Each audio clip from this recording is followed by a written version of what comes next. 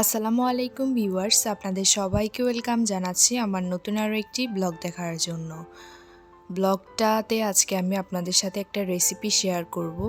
প্রথমে দেখতেই পারতেছেন এখানে আমি আপনাদের সাথে পাস্তা শেয়ার করতেছি। আম্মু হচ্ছে আজকে পাস্তা নিয়ে আসছে 4 রকমের। তো আঙ্গুল দিয়ে দেখিয়ে দিয়েছি এখানে হচ্ছে 4 রকমের পাস্তা ছিল। অনেক আগে আমি একবার পাস্তা দেখিয়েছিলাম, একবার না অনেকবারই শেয়ার করেছিলাম। তো অনেকের রেসিপি চেয়েছিলেন, তাই আজকে ভাবলাম বানাচ্ছি, যেহেতু আপনাদের সাথেও রেসিপিটা শেয়ার করে ফেলি। আমি যেভাবে বানাই আর কি। যাই হোক, আপনারা হয়তো অন্যভাবে বানান। আমার এই রেসিপিটা ফলো করে আপনারা একবার বাসায় ট্রাই করে দেখতে পারেন, আশা করি আপনাদের কাছে ভালো লাগবে। তো প্রথমে হচ্ছে আমি পানি নিয়ে নিয়েছি পরিমাণ মতো, যেহেতু আমি পরিমাণ মতো পাস্তা বানাচ্ছি। তো ওই পরিমাণ পানি নিয়ে ওখানে লবণ আর হচ্ছে সয়াবিন তেল দিয়ে দিয়েছি একটু পরিমাণ, যেন হচ্ছে পাস্তাগুলো একসাথে একটার সাথে একটা লেগে না যায় সিদ্ধ হওয়ার সময় আর কি। তারপর এখানে পাস্তাগুলো দিয়ে দিয়েছি। আশা করছি আপনাদের কাছে আজকের এই রেসিপিটা ভালো লাগবে। কেমন লেগেছে অবশ্যই কিন্তু কমেন্টস করে জানাবেন। আর যারা আমার ভিডিও আজকে প্রথম দেখছেন, আমার চ্যানেলটি থেকে ঘুরে আসবেন। যদি আমার চ্যানেলটির ভিডিওগুলো ভালো লেগে থাকে, অবশ্যই আমার চ্যানেলটিকে সাবস্ক্রাইব করে পাশে থাকবেন। আজকের ব্লগে যদি কোনো কিছু ভুল ত্রুটি করে থাকি, অবশ্যই কিন্তু ক্ষমা সুন্দর দৃষ্টিতে দেখবেন। যাই হোক, এখানে পাস্তাটা অলরেডি সিদ্ধ করা শেষ। তারপর আমি হচ্ছে এখন একটা ঝুড়ির মধ্যে ঢেলে নিয়েছি। ঢেলে হচ্ছে ঠান্ডা পানি দিয়ে ধুয়ে নিয়েছি। তারপরে হচ্ছে পানি ঝরতে রেখে দিয়েছি। তারপর এখন হচ্ছে রান্না করে নেব। তো প্রথমে হচ্ছে তেল দিয়ে দিয়েছি, সয়াবিন তেল আর কি।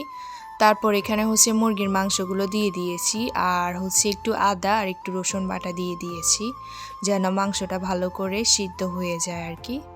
তারপর এখানে হচ্ছে 6টা চিংড়ি মাছ নিয়েছি, একদম মিডিয়াম সাইজেরগুলো, দেখতেই পারতেছেন। এগুলোকে হচ্ছে কেটে নিয়েছি, নেওয়ার পরে হচ্ছে একদম ছোট করে কেটে নিয়েছি, দেখতেই পেরেছেন। তারপর হচ্ছে এখন ভাজি করে নিব।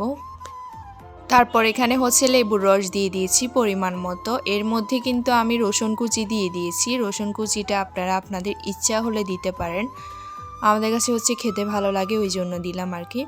তারপর পেঁয়াজ দিয়ে দিয়েছি, আর পেঁয়াজটাকে একদম চাইনিজ স্টাইলে কেটে নিয়েছি। যাই হোক, এই তো সব কিছু একেবারে ভালো করে মিক্স করে নেব এখন।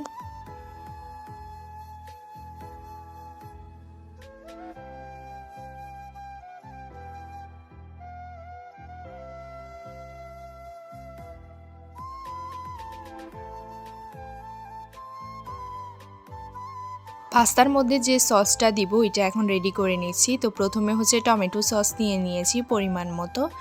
তারপর একটু মরিচের গুঁড়ো দিয়ে দিয়েছি। তারপর একটু বিট লবণ দিয়ে দিয়েছি, মেয়োনিজ দিয়ে দিয়েছি, আর হচ্ছে লবণ দিয়েছি, আর একটা মশলা দিয়ে দিয়েছি। যাই হোক, এটা দেওয়ার পর ভালো করে এখন দেখতেই পারতেছেন মিক্স করে নিচ্ছি। নেওয়ার পর এখন কাঁচামরিচ দিয়ে দিচ্ছি। কাঁচামরিচও মাত্র হচ্ছে 4টা দিয়ে দিয়েছি, আর আজকের মরিচগুলো অনেক ঝাল ছিল, তো ওই জন্য কমিয়ে দিয়েছি। আপনারা ঝালের পরিমাণটা আপনাদের অনুযায়ী দিয়ে দিবেন, যতটুকু খেতে পছন্দ করেন। তারপরে একটা মুরগির ডিম দিয়ে এখন ভালো করে মিক্স করে নিচ্ছি। তারপর এখানে হচ্ছে ক্যাপসিকাম দিয়ে দিচ্ছি, দেখতেই পারতেছেন। দেওয়ার পরে এখন হচ্ছে কর্নফ্লাওয়ার একটু মিক্স করে রেখেছিলাম, তো ওইটা দিয়ে দিয়েছি। আর এখন এই তো পাস্তা দিয়ে দিব। দেওয়ার পর ভালো করে এখন মিক্স করে নিয়ে একটু পর আপনাদের সাথে ফাইনাল লুকটা শেয়ার করব। এই তো ফাইনাল লুকটা দেখতেই পারতেছেন। আমি দুঃখিত, আমার ক্যামেরাটা একবার একরকম বোঝা যায় খাবারের কালারটা। যাই হোক, এখন লাইটের নিচে এসে বসে আপনাদের সাথে ভালো করে ভিডিও করে শেয়ার করে দেখাচ্ছি আর কি কেমন হয়েছে রেসিপিটা অবশ্যই কিন্তু কমেন্টস করে জানাবেন।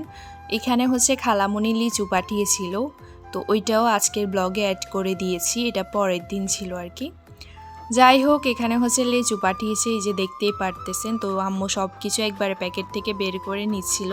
তারপর এখানে হচ্ছে আম পাঠিয়েছিল 5টা, এগুলো হচ্ছে গাছের আম ছিল আর কি, খালামণিদের উপরে ছাদে যে গাছ আছে ওখানের। তারপরে এখানে হচ্ছে বক্সের মধ্যে যে কাঁঠালগুলো দেখতেই পারতেছেন, ওগুলো হচ্ছে জাহিদ ভাইয়ের নানা শ্বশুর বাড়ি থেকে পাঠিয়েছিল, তো ওখান থেকে খালামণি পাঠিয়েছে। যাই হোক, এখন কয়েকটা লিচু নিয়ে একদম ছিলে ফ্রিজে রেখে দেবো, যেহেতু আমার ঠান্ডা ঠান্ডা লিচু খেতে ভালো লাগে, ওই জন্য। আর আজকের মতো বিদায় নিচ্ছি। আল্লাহ হাফেজ, আসসালামু আলাইকুম।